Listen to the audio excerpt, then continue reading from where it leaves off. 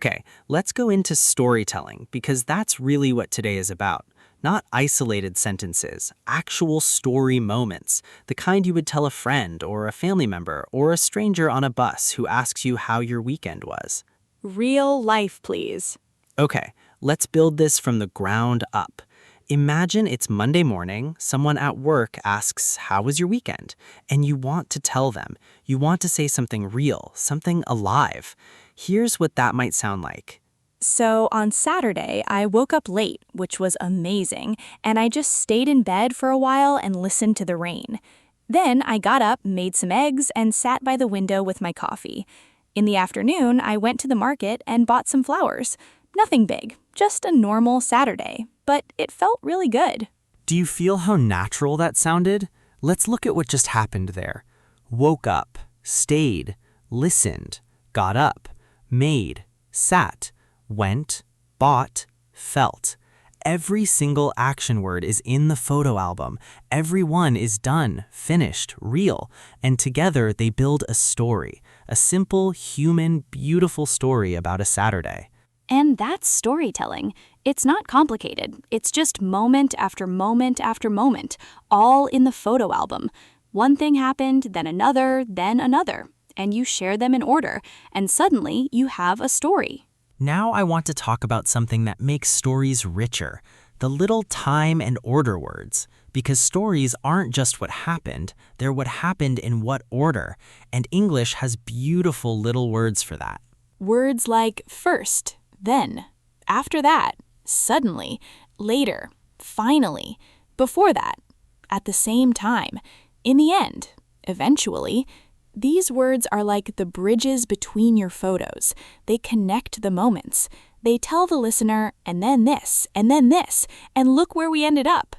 Let me tell you a quick story using these bridges, just so you can feel them. So last summer, I decided to try something completely new. First, I signed up for a cooking class, which terrified me, by the way. Then I showed up on the first day and immediately burned my first attempt at pasta sauce. After that, the teacher came over and very kindly showed me what I did wrong. And eventually, after 4 weeks of trying, I made something that actually tasted good. My friends came over, I cooked for them, and they finished everything on the table. In the end, I felt really proud of myself.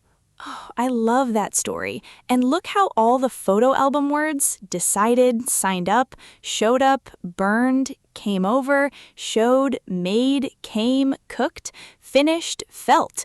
All done, all in the album, all beautifully bridged together.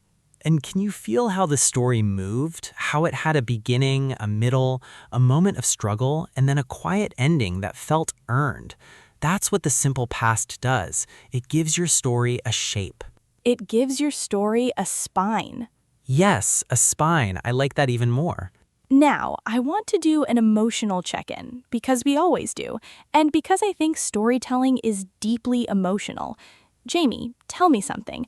What is a small moment from your past that you still think about?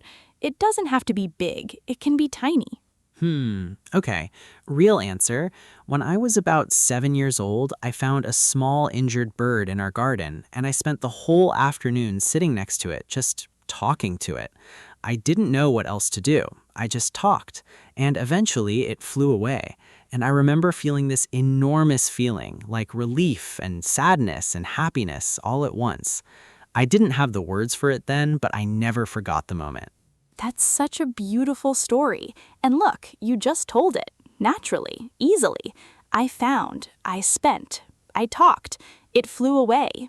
I felt. The story was already in you. The language just needed a little space. Yeah, I guess it did. And that is what I want everyone listening to remember. Your stories are already in you, in your native language, in your memories, in your body. We are just building the English bridge to get them out.